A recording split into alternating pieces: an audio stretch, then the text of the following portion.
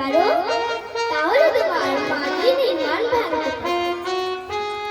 তখন আবার সেই রাধারানী কি বলছে, তখন আবার সেই শ্রীকৃষ্ণ কি বলছে, শ্রীকৃষ্ণ রাধারানীকে বলছে, হে রাম, গত রজনীতে আমি বিপদে পড়েছিলাম, সেই কথা তোমাকে জানাইবার জন্য আমি এসেছি।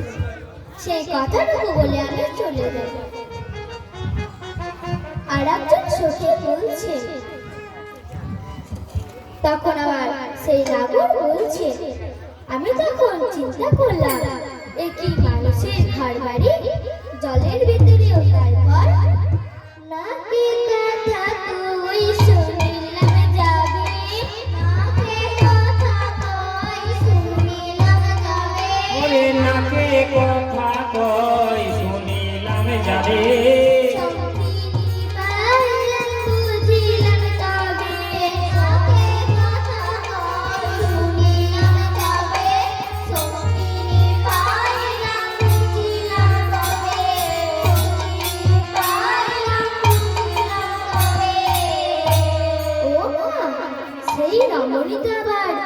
সব কথা বলি নাকি শুনে বলছে গো।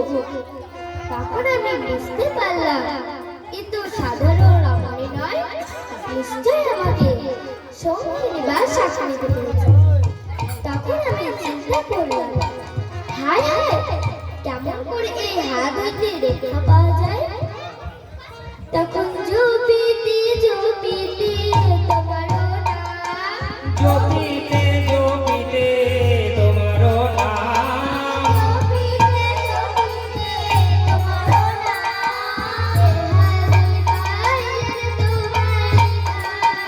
জপিতে জপিতে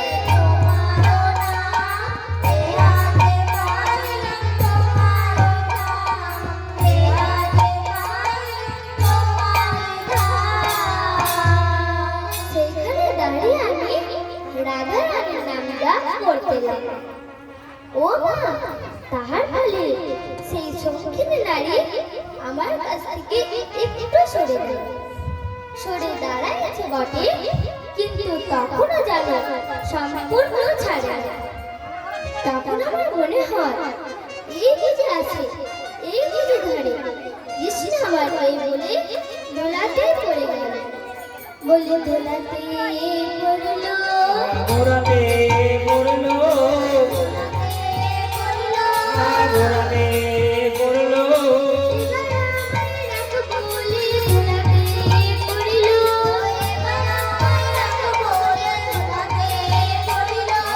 এবার আমার রাখো বলে ঘোরাতে পড়লো,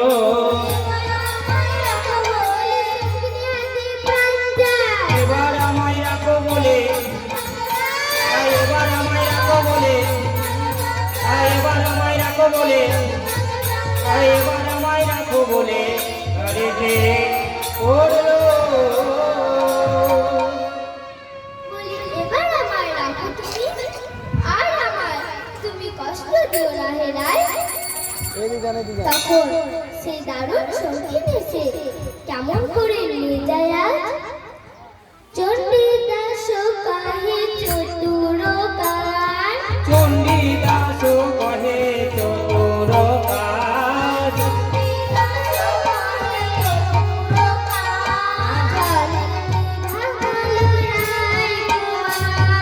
ভাঙিলে ভাঙিল রায়ের মান,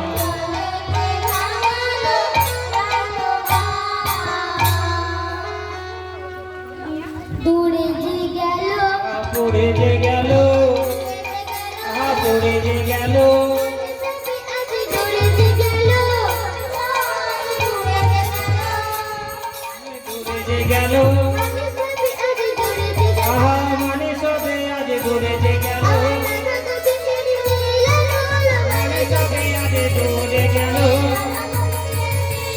আহা মানে সবে আজ দূরে গেল, রাধা গোবিন্দের মিলন হলো, মানে সবে আজ দূরে গেল রে।